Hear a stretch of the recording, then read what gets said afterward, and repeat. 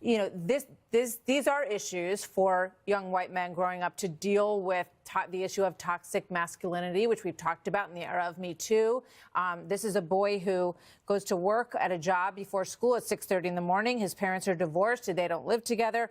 He's not a wealthy child. He is a white boy growing up in America. So why, do you think that story is not a story that can be talked about?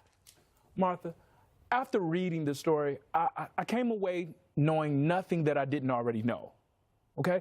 All I kept thinking about is Esquire really dropped the ball on this one. They had an opportunity to let the world know that there's more important people in the world than white middle class, but they didn't. But how are they saying that he's the most important person in the world, or that people like him are? Well, Wisconsin, speaking of Wisconsin, where he's from, they really made a point by saying, hey, this is a red state.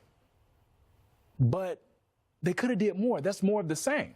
That's speaking more to the same propaganda that the Trump administration continues to push. But I didn't see, Brandon, I didn't see them. They're not elevating this boy. In my mind, when I read it, they're talking about what he's going through. He went in, he had a really awful incident, awful for everyone concerned, where a girl hit him, and his reflex was that he hit her back, and he got in big trouble. And as a 17-year-old high school kid, that was one of the biggest, most horrible experiences that he was going through at that moment in his life. What do you think about all of it? Well, I mean, young white men are a segment of society that exists, and they have a unique experience, just like we all have a unique experience. It doesn't matter, despite the color of your skin or your sexual orientation, we all have a unique experience. And so I don't know why we've gotten to a point now where we've decided that the experiences of heterosexual white men are unimportant and shouldn't be heard. It's interesting because the liberal left are the first to tell you Black Lives Matter, something that I agree with. But when conservatives say in return, well, all lives matter, liberals will tell you, oh, no, but Black Lives Matter. It's very important that we hear about the Black experience. So why can't we occasionally talk about the white experience, which is a unique experience just as well? Aaron, what do you say to that? Well, I can only speak from a position of conjecture in connection with what it's like being a white male. That's something I can't understand. You would have a better understanding of that than me. But the truth of the matter is, I understand that we do need to lend some credence to what a Caucasian man deals with. But it goes back to, if we're going to have this discourse, it needs to be calmly and effectively get the points across, where we can both both sides can come up with the understanding. But there's nothing in this story that says that he's more important than a young black man. It's a story about, they talk about the fact that the suicide rate has risen 44% among adolescents in America. So they're talking about the reality of growing up as a teenage boy in a social media world. Now, some of those things cross over all colors in America. They just happen to be profiling this person and telling about his experience. So I'm not sure. I guess what I don't understand is why that telling this person's story is offensive to other races. Well, it goes back to Martha, but you have to understand there's so many other topics that could be discussed. I think it really caught a lot of Americans off guard. Like, why is this so important? So he's unimportant.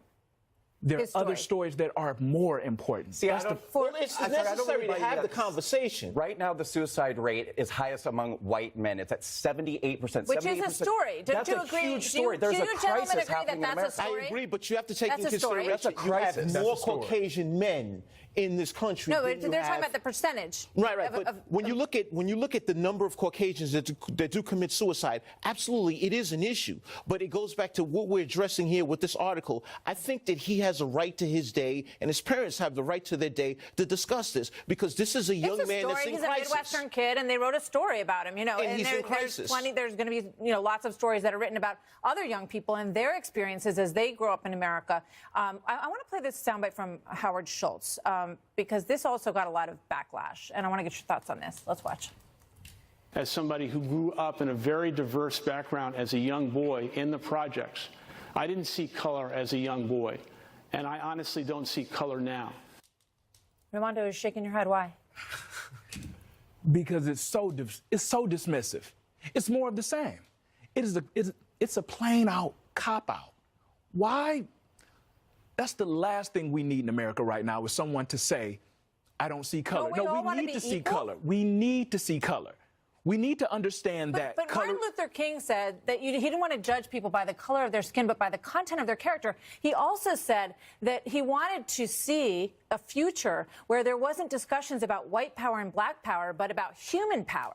So isn't the goal that we want to get to a place where we all see each other as humans? Well, may I say, It makes a Go lot ahead, of Darren. sense what you're saying, but the truth of the matter is he put his foot in his mouth. He's running for office, and we all have an implicit bias. He's saying when I Whether grew it's- up, I had friends who were black and friends who were white, and I didn't see people as... And what he's trying to do is whitewash what happened in Starbucks when the two African-American men were arrested. He's trying to get past it for the presidential campaign. The truth of the matter is, as I mentioned earlier, we all have an implicit bias. It's necessary for you to see But we color have to when work you to get deal away with from people. that, But when correct? you do see color, Let me hear from these guys before we The have to double go. standard, I think, is astounding. I mean, aren't we sitting here tonight having this discussion because people saw a white boy on a cover of a magazine? They saw color and they freaked out. They said, why do we need to have a story about a white boy? They saw this story, this white person on the cover of a magazine, and they lost their minds, people on the left. So it's absolutely true. I mean, I happen to agree with the notion that I think it's ridiculous for people to say they don't see color. Of course we all see color. I see what color you are. I see what color you are. I see what color you are. But that doesn't mean that we have to, you know, that is instrumental in us judging what the experience is of somebody else. Rwanda. Brandon, but again, to have an opportunity to not only say, hey, I do see color, and to acknowledge that racism exists, racism is here. But for whatever reason, you have that opportunity, and again, you're trying to run for president, But why can we only discuss one side of racism? I think that's what bothers so many people. This white boy was on the cover of a magazine, and people on the left are losing their minds, and that's because of racism. Because there's so on many the other left. topics. Last thought, guys. I got to leave it there. All right. Thank you very much. Very good conversation. I thank all of you for being here tonight. Thank you. Good to have you.